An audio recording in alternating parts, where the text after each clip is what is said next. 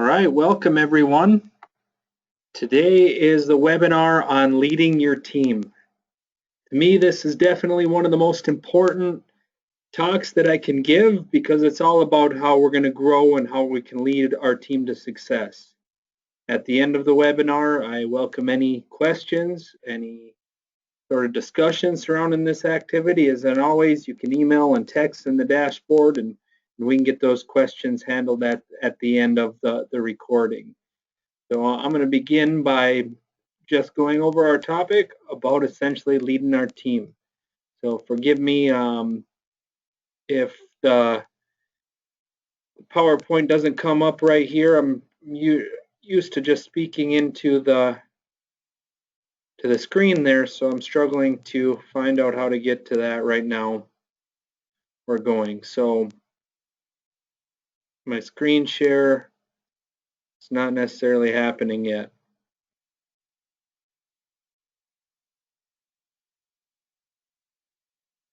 Maybe it's just because it's this, I don't know. So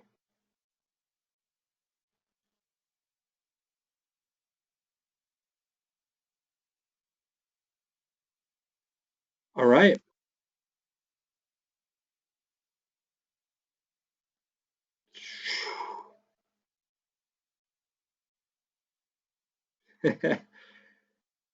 Lead your practice. All right, we've arrived. So hopefully that didn't frustrate anybody. IT guy Tim gone, and that's that. But we're talking about leading your practice today. And essentially, this is the success that we all need to understand on what it takes. So the first thing I need to talk about is the attributes of a leader. And number one is the attributes of a leader. Next time I'll stop these emails coming across as well, is a leader must absolutely be self-driven. This doesn't matter if you're the doctor leading the practice, the fitness director, or an employee, is a leader does not need to be told what to do. They drive the ship, they drive directions, they ask for questions, and they keep moving. A leader cannot grow an organization if they're having to be told what to do. So this does not matter if you are just a trainer and want to be 2 steps ahead and grow in your practice. You are not slowing down if you are a leader. You cannot be the fitness director and run this organization if you're having to be told what to do along the step of the way. Our team, they should be getting a plethora of questions. You should be answering. You should be on the MedFit place saying, how do I get more leads? Not us telling you every step of the way of now you got to do this and that. Now we are there to add directions, but you must be hungry. You must want to eat. You must want to grow. You must have the drive that nobody else has. Otherwise, we're in a sea of mediocrity with everybody else. The leaders are not in that sea of mediocrity. Most leaders I know have an incredibly strong purpose. Purpose that we have at Rejuve is it is our purpose, we believe, to change healthcare. I've known that from number one, that I had a purpose of helping other people. And then as this is formulated, that purpose of helping other people and changing healthcare is there. And why do you need that purpose? And what is also that purpose is the true why. People say, well, what is the true why? True why is simply that I know I'm destined for changing healthcare, that I'm driven to provide a lifestyle for my family. I'm driven to prove other people wrong that doubted me as a kid when I first got into this. I have a purpose beyond myself that is much greater than this. And why do you need that purpose? Is because pretty simply is it's not easy. There are days where it's tough. There are days where you're close to failure, on the brink, and wondering if you can do this. And that purpose has to be stronger than yourself. So every day, if I feel like failure, I look to my family. Every day when I realize this is bigger than myself, that it is much more than myself, that I am driven to make sure that that purpose remains in. Another attribute that is absolutely necessary of a leader is enthusiasm. If you are negative, if you are low toned, low energy, you cannot lead a team. I'm sorry, they will not follow your vision. They have to be so excited by your passion and vision that you inspire them to do more. You cannot lead a team if your team is not inspired. You can run your own business and you can muddle through what you can do. But if you are trying to grow beyond your own walls and scale and be anything, it has to be met with passion, ferocity, desire, excitement behind everything that you're doing. For instance, in sales, I never was good at technical sales of how to close and go through the right process, but I signed up a whole lot of people because I was passionate about what we were doing and how we could make their change their lifestyle. And I sold them on there. Before I even knew how to sell, I closed at 70+% because of the enthusiasm I had for trying to help change their lives. Now sprinkle that in with learning and becoming better and enthusiastic about helping more people, you do start closing in those 90%. So if you're trying to lead a team and you're negative and not positive and optimistic that you can get leads, that, oh, the healthcare is bad or there's too much competition, then yes, you are not a leader. You will not grow the thing. You are a trainer. You are, again, in that sea of mediocrity versus if you are trying to be the person, lead your organization to greatness and grow beyond that wall, that optimism, that enthusiasm, that passion must be the most present thing that you drive your team forward with each day. The last attribute of a leader is results. Everybody thinks they have ideas. Everybody thinks that they could march and manage people right there. But where are your results? If you are trying to lead your people, have you brought a C employee that is just learning and made them an A? Have you brought in a client that has struggled and you get them results right there? Are you able to sell? Are you able to grow a business? Are you able to market and put in lead generation what is? If you are a leader, you cannot be a leader if you don't get results in whatever you're trying to lead. Plain and simple. It is based on a leader is a results. I've never met somebody that's terrible on a team or has no major skills on one thing or another that is leading a team successfully. Now we're going to get into habits of leaders. Habits is you will lose a team if you don't have essential habits of leadership. And the first one is being loyal. If you go and are dishonest with what you say in your words, you're going to lose your team. If you're not able to somehow communicate where you're falling short or be along the way or have the conversation of what the expectations are, it is going to be there. If you are talking bad about the other employees within that versus having face-to-face conversation with your team, you will lose them. So it's a matter of being loyal and truthful to your people on their expectations and managing all the way.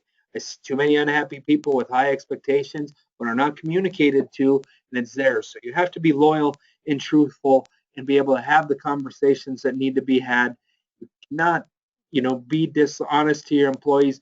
You cannot give or not try to be where it is if you have the means to. There are difficulties in business, no doubt, where we'd like to give people a certain salary, but if it's not growing that way or whatever, a practice has to make money, and that's the difficult part of being a leader. But when that money is there, you better be following there, or you better be trying to help your team grow. And that leads into number 2 is putting your others before yourself. Is it can't all be about you. You can't make a big salary when your employees are making minimum wage.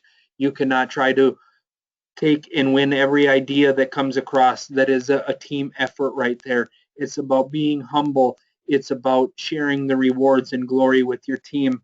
Otherwise, you're not going to lead others. They're only going to question your leadership. The one habit that is so difficult for people to learn and become good at is being reflective upon management agreements. And I fell short in this regard so many times out of the gate. And the more and more I take on, sometimes I have to just be so upfront, and it's dangerous. You must be reflective.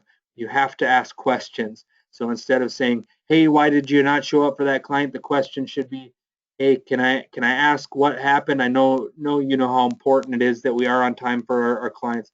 We don't know if their wife is in the hospital or whatever it may be. After, if we say, well, I was just late and slept in, you know why that's not important and why that can't happen again, right? You know how important that is to our retention and our clients send us professional, but we must ask questions. We can't assume anything. It's be reflective when you're communicating with your team, ask questions, and then align your conversation to be on the same page. So ask questions in your management organization. In order to be a leader, you have to be organized. this is something that we all can continue to do better. It's how to grow your capacity to do more in the same amount of time. It's impossible for you to grow on a certain level. And yes, you will bring on team when money's there, but when you don't have that and the resources right there, if you can't be organized, then you're not going to be successful. I truly believe I do 3 to 4 people's jobs, but I can only do that. And I'm not going to say and sit here to say I'm an organized neat freak, but I do have habitual habits about going about my day, about taking the next steps. I do block priorities. I do make sure I get first things done first. And it's all about organization. And there's 100 systems you tweak and trial and error, but if you are all over the board and you don't know what you're doing coming to work, and you don't have a plan of attack, or you don't batch your task of what's most difficult or what you're holding off that is going to grow your practice force, you are not going to grow the same way, and people will not follow unorganization chaos too long. Because when you do grow and out of control, which will happen if you're growing, is there has to be some system or organization to it for you to maintain, for you to delegate, for you to pass down some of the things that we're going to talk about here in a few minutes. Leaders never assume they know enough. I've heard so many different people talk about other managers, other directors, and everything when they think that they're not willing to listen or that they have it all down. And the fact of the matter is, if you don't have a growth mind that you're going to continue to grow or get better at management, skills, results, coaching, all the things that are a necessity to be successful, then you're not going to go. When your team thinks that you know it all and you're not able to feel and listen to their views or why they think it could be done better, then you're not going to be an effective leader. Leaders must be detail oriented.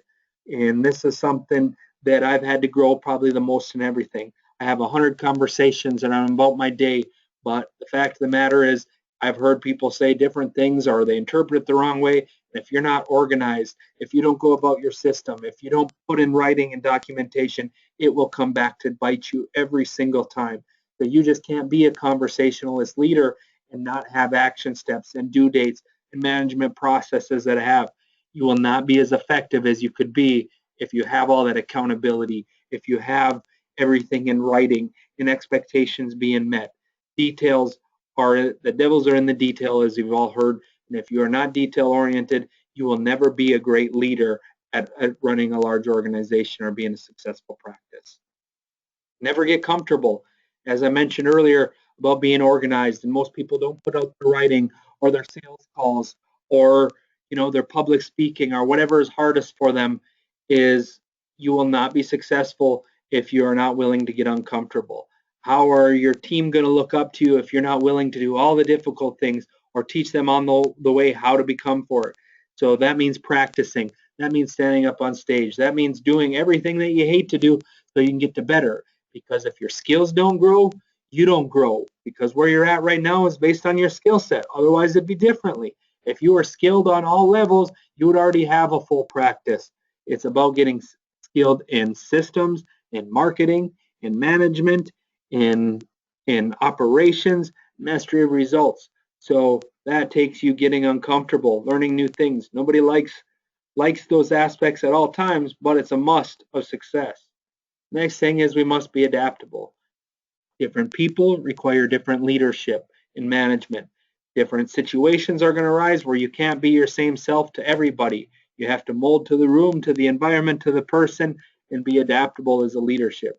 Some of my team members, they just need to hear it straight out, and I can be the person I want to be. Some people need to be sugar-coated, empathized with, sandwiched, everything like that. So you have to be able to be adaptable to get your point across to different groups and management and styles. Leaders must lead with action. Too many people is, let me read 25 books, let me gather this next course, let me go through that. But if you're not taking action on the things that matter or that you're uncomfortable with, forget about the growth again. As you go to that conference, you learn something, you come back and implement. You go to this webinar and you're not doing something the exact same way, you need to go take action. You learn in a sales presentation and you're not closing at 90%, you better listen to what that sales expert is and you go and implement it right there. So it all comes down to not being an info gatherer and reading every book in the world. It comes down to action. Only action produces results. Too many times I see too many people getting shiny object syndrome, even when they come into our program. Well, tell me the next lead generation, or it's SEO or pay per click. Well, if you're not good at getting referrals from your existing clients, forget about it. If you're not doing email marketing and building know, like, and trust, or getting on YouTube videos, or going and speaking, forget about it. Those are the most important and successful, not the next item's going to work. So don't look for a piece of equipment or that next thing to work. If you can't execute on the most important and basic things, no other item or skill set or marketing funnel is going to work for you. Many doctors, well, I'm just going to add this service or this fancy equipment or anything. And it comes down to, if you can't sell it and you can't market it, it doesn't matter. Leaders must form habits. And I talked about that in the previous slide, where it says, are we waking up at the same time each day? Are we doing our writing or our most difficult task first thing, or when our energy is at the highest standpoint? Are we undergoing through the suck factor, meaning we're going to lose, we're going to miss out on things, but through those failures, we increase capacity?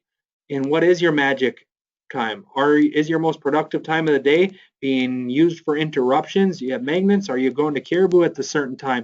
Creation takes a lot of energy, and if you don't find that magic time to do that, you're not going to be able to do it. Unfortunately, for a lot of you in the things, your emails are done, the systems are done. You shouldn't be facing another shiny object and trying to create a new system or a protocol. We have systems that work. We have marketing that work. Figure out how to do it on the exact same level that we do. Don't create. Now, if you're on this webinar because you're trying to create your own book or your own authority in marketing and selling on that, then yes, it's about creation and creating something new. But if you're just trying to implement and be successful at what we're doing already, it's already been done and been successful. So learn how to master how we do our outreach marketing. Learn how to master how we email marketing. Learn how to master how we ask for referrals on a regular basis. Because what do leaders do? They get shit done. So we GSD, and we celebrate massive imperfect action. Probably one of my major faults is I don't sit back and celebrate enough. And at times I need to let my team know when we win, because to me, I'm not where I'm at. There's people sick and at home, and healthcare is broken. Until I'm in 1,000 locations with our team and we are changing healthcare, it's not enough for me yet. So it's all about figuring out how do we make success happen, but we do have to stop and smile along the road. And I remember after our summit last year, finally hit me when we were at the pool, and I just started crying to myself, is, oh my goodness, what we just did was special. And I didn't even think of anything of it until I stopped and highlighted it. So it's important to do that, but it's still about getting stuff done, plain and simple. Get stuff done.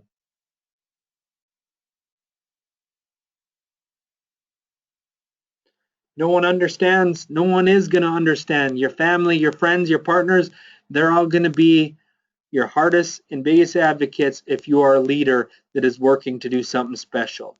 They're going to tell you, from my parents to my brother, say, why are you doing what you do and spending the hours? But they're not going to be the ones that saying, when we do have 1,000 different locations and changing healthcare, they're going to be the ones not along the way that I look to understand that they could have helped me get to where I am right there. My wife, she's not a crab in the bucket. She's my biggest rally. I have different friends that are my biggest advocates, but nobody else fully is going to understand. There's very few employees that are going to understand what it takes to lead and run a business, that hard decisions have to be made or they don't get it and they look from your eyes. A leader has to look from everybody's eyes and make the tough decisions. So when you are doing the things you're doing, they may not understand that they can't have $80,000 salaries when your practice is at break even. So they're going to take an employee view, but a leader doesn't take an employee view. A leader understands the big picture and course corrects and looks at what they in the mirror on what they can do to produce and make things happen right there. So whether you go and run your own business at some time or you are running your own business, if you don't have that mindset of being an employeepreneur, an entrepreneur at all times, you're never going to be successful in business on your own, and it's best that you just be a good, positive employee and lead the way. Because a leader is a visionary, not a follower and influenced by small minds. The negativity doesn't creep into my mind from influencers right there. I'm not, when everybody says, no, we should do this or that, or we should do this type of program. If I haven't seen it worked, trust me, I get coaching from other people that only do programs that work right there. So when everybody comes with 100 ideas, I have to lightly say, that's completely fine if you want to do it right there, but it's not going to work. And it proves true every single time. Nobody's came with me to an idea yet on the fitness side that was been a huge difference maker that what we weren't already trying. Every one of them have been a loss at times right there. I welcome somebody to try that, but at the end of the day, then they better implement our systems that we have right there. Because I'm not going to be closed-minded to say that there's not opportunities for different ideas to work, but somebody's going to have to show me that it could work or what it worked, because I've seen it on different levels. They have not seen it, the different things. We can trial and fair, but then we can always go back to the things. So there is more than one way to do things, but if it doesn't work, you can't always be influenced by everybody else telling you what it should be or shouldn't be. When they're looking from one perspective, they may not know the finances, they may know the management implications, they may not know everything that's there. So it's a road less traveled, as you know, and it's not easy running business, and most people fail, and most people don't make it work because of not going through and doing everything the right way. The circle of influence. It's no different, and this is such a crucial understanding in your business and in your life. If you are trying to change habits and give up drinking, if your 5 closest friends are in the bar every day, guess what? You're in the bar. If you are trying to grow a business and your 5 closest friends are not leaders, they're not visionaries, they're not positive, they're not influential, they're not motivated and rowing in the same direction, you're not going to be where it is. If your 5 closest friends are talking bad about everybody else all the time, they're not leaders in what they're going to be doing. So you must guard your circle of influence. And inside of your team, if you have people that are cancer-ridden or drama or full of excuses, get rid of it, because it's not going to work out. You can't win minds of other people. You either they're going to get your vision or they're not. And those that do, you do want to do everything you can to fight to keep those people that roll in the same direction. And that's the power of the masterminds and other leaders. They are the type A people in your organization that do understand. They're the ones that you need to surround yourself with and meet with on a regular basis and collaborate on how to make stuff happen. Other masterminds, come to those groups, being in this thing right there, come into the summit and learning from other people that have success and other people that run businesses that are successful all have major business movers. And it's time to open your ears if you are not 100% successful in either marketing, management, operations, and staying, tuned in to what they are doing, because we can all help each other go. Power of masterminds and leaders is simply they do not hold back or have scarcity or negative mindsets. Quite simply is you absolutely must be able to willing to give, that you're not going to have a negative mindset towards growing, or that you're giving away too much to different people when you're in those associations. I've grown because I've helped other people in my masterminds. It's, hey, have this email and template, and they're the first ones that want to connect you with the different people. So leaders are go-givers. The rule of reciprocity, whatever you give does come back tenfold to you. And again, the rule of 5 is, who are your 5 closest friends? And that's a mix of you, plain and simple. You have the power to change it if you don't like who you are right now. If you want to soar for the star, you got to find some eagles. The rule of 95%, and this is the hardest thing for a lot of managers I know, is in leaders and employers, is the mindset is, well, they're never going to do it the same way I do or same care. And that may be true. So if you're saying that you're never going to go into business, yes, that's there. But if you will find the employees or the right team members that will give you 75% or 80%, and that's all worth it right there.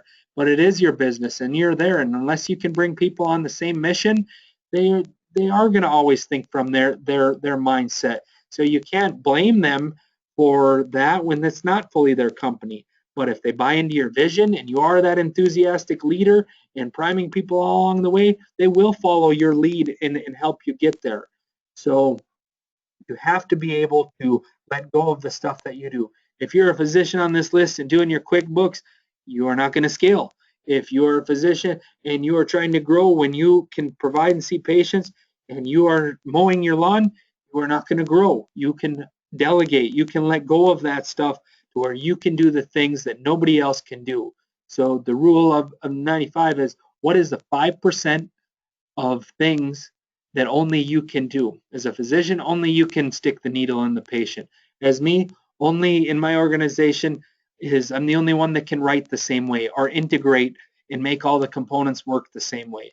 So by no means should I be filling up coffee mugs. By no means should I be editing this PowerPoint because anybody else can edit it right there. I have to be able to delegate to the rest of the team so I can focus on the things that are there. And again, it's back to imperfect action. There may be 25 grammar mistakes that you're reading as I go through this. I don't care. My points get across the same way. Is it's imperfect action, and it's about production, results, and talking to people, and selling, and getting results, not a comma that I'm worried about. It doesn't have anything to do with the bottom line. So it's about producing as a leader. That's the 5% I can do. I can sell, so I need to still do that. I can motivate my team to do things right there. So that's what I do. I need to manage because not everybody knows how the integrated model will work out. I need to be able to delegate very good so I can keep everybody rowing in the same direction at the ultimate mission. And then what do I got to do? I got to sell at the end of the day. That's the 5% that I need to focus my time and efforts in. And as we get great managers and build leaders, then they will eventually manage, and I will just be selling and motivating. And when we have somebody that can sell the same way, I will be just motivating, and et cetera, as we all try to reach the ceiling of where we're trying to go.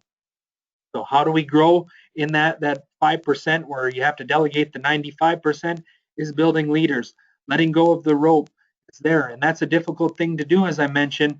But if I'm confident that somebody can do a pretty darn good job, maybe not the same way that I can, or that if you feel that way, maybe so, maybe not. But if they can do 80% of it or 75% of it and still get a result, I don't mind.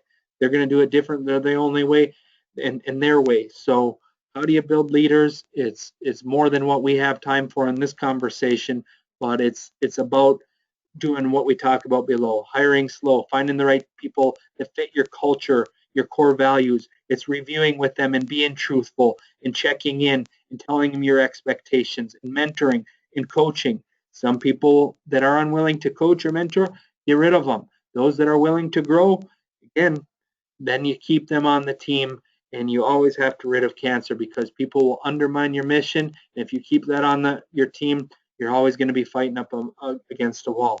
How do you again grow and scale? Systems, systems, systems. If you are not operating on systems that are being reproducible and your next person can't do it the same way, you will have organized chaos. We have grown too fast at times and lost people at times, and we've lost track of some of the systems, and that's what we're going back to today, is making sure everybody knows our 10 core processes again, and we're doing it the exact same way every single time with consistent results. Otherwise, it's there. Now, if somebody can produce the same result and follow a sales system a little bit different, I don't care at the end of the day as long as the result's there. But if the result's not there, then they must follow the system or try to learn how to do it. What do leaders do is everyone on the team must have numbers in their role and accountability to it. The objective numbers in your practice are critical. So if you are doing the front desk, your role is to keep that schedule full. If you are the salesperson, your role is to sell. If you're the manager, it's the importance that everybody else is doing the operations the way it is. But there's a number and a metric that can be shown to help each position be successful. If you don't have that, it means you can't manage or you can't improve what you can't measure. So if those metrics ain't in place for every position in your evaluation, you are not going to be as effective at leading your team to what it needs to be. You always have to keep your team focused on the items that move the needle. We all feel there's important stuff and urgent stuff, but it's the important stuff that matters, not the urgent stuff that everybody needs this or that. So you have to keep the clarity and focus of the leader on the items that do move the needle. And just like anything right there, is I see a lot of people get lost in the shuffle, but as the leader and as your team is, the only number one goal is to score. So when you look at a basketball team, they get paid to score. Yes, there's learning to set picks, there's learning to block, there's learning to dribble and set screens and pass the ball and all that things that matter. But the only outcome and the only way you win is to score. And that's no different in our practices.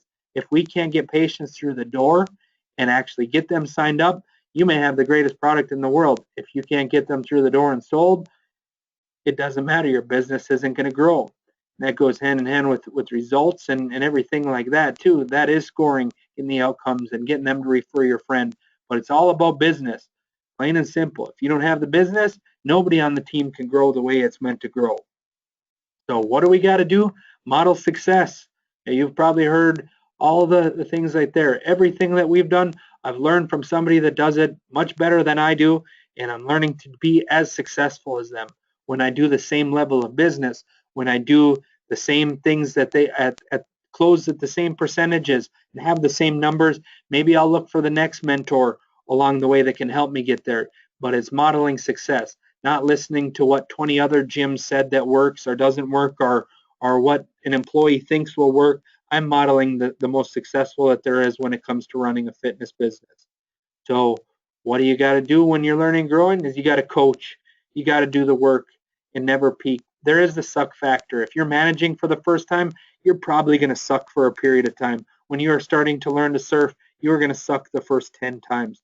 Get used to sucking for the first year to 2 years until you get good at it, and that's okay. But if your passion and, again, purpose, just like we talked in the beginning, is bigger than yourself, you will do what it takes to get uncomfortable and learn to get good at whatever it does. You may suck at delivering public speaking on corporate wellness your first time. Keep practicing, you'll get more confident.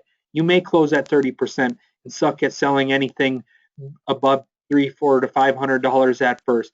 But if you practice and get uncomfortable asking for the big sale, guess what? They will come. But again, your skill set today, if you do not grow it, will not get you any further than what you are right now. So you must be willing to get uncomfortable and grow. You must invest in yourself. You must take the time to really truly dive into getting better at your craft. And if you don't know it, it's pay for speed. You guys have bought our program so we can help you. But if you don't follow it word for word and practice the same skills that Garrett or Tim or Tiffany or somebody else is teaching you, it doesn't matter what you paid for if you're not willing to get uncomfortable and do it. I can show you our sales system all day long, but if you're not willing to handle objections or ask for the big sale, you're still not going to have the same results. You still have to learn how to do it instead of just follow it. So you can pay for speed and not reinvent the wheel. What sense does that make? Our model is successful. You follow it. Dr. B, you're trying to learn the regenerative injections? Don't try 14 other techniques. Try his technique and follow his book and learn how he presents, learn the same price as he does, and model success. And what it comes down to is what most business owners don't like to do, or they're just passionate about their craft, is sales and marketing are a must and need to be the focus. If you cannot sell, you cannot grow. If you cannot market, you cannot grow. No matter how good you are or how passionate you are, sales and marketing is the driver of any business, plain and simple. And that doesn't come without saying. I know you're all thinking right there as well, what about results? You betcha, shooting fruit, and you've got to produce outcomes. And if you're selling training programs and nobody gets results, then you're not growing. You won't grow. If you're doing injections and people aren't getting better, you're not growing. So hopefully people, before they buy in, are either getting very comfortable at realizing there is that suck factor, and it's going to take you 2 to 3 years to do regenerative therapies. But if you believe in it and this is the future, you'll do what it takes to get those skills. If it's sales, you will do what it takes to become better at sales so you can grow your skills and become a master at public speaking, selling, outcomes, whatever it may be. But if you are not getting referrals, it's probably a good sign that you are not as skilled as you need to be right there. So that's what it all comes down to, is really figuring out how to get referrals, and that's when you know you're starting to do good things. So I'm going to switch back to my webcam here and wrap it up. I can invite questions at this time. If not, please, hopefully I didn't offend anybody, but it is what it is. These are the essential skills of what it's going to take for you to be the best that you can be. And there are different versions of how we can go about coaching you to be the best leader that you can, but it's really about always pointing right back in that mirror and saying, how do I get better? So if something's not happening at Rejuve or MedFit the way it needs, at the end of the day, I can get pissy at everybody else on what they're not doing. then I have to always bring it back to myself. Am I not coaching well enough? Am I not getting the right people and the skills? Am I not doing whatever I can do to control where we're going? I am the CEO of my life and in my family and in my business, and it's all about being the boss of yourselves and leading your other people and not blaming anything else but yourself. You got bad employees on the team, guess what? It's your fault. You got anything where you are in life that you're pointing fingers at anybody else, it's your fault. Plain and simple. That is the only way we can take self-responsibility and change our circumstances to grow where we need to grow is when we own our entire path. Not that uncontrollable things won't happen. That's the necessarily evil of it, but we are going to dust off and pick ourselves back up on the ground, and we're going to make happen what we need to make happen. And thank all of you each and every day for investing in us. I hope we can help lead you to becoming better, but it takes the ownership of everything that we talked about today for you to get where you want to be. So I appreciate your time today. Thank you very much. Tim's not here, so I don't really know how to get all those questions coming through. I'm going to open up the question box in the chat dialog and go ahead and type your message quick if you have something in there. If not, I'll be signing off in the next minute if no email comes through that chat box, and we'll talk to you on your coaching calls. So thank you so much.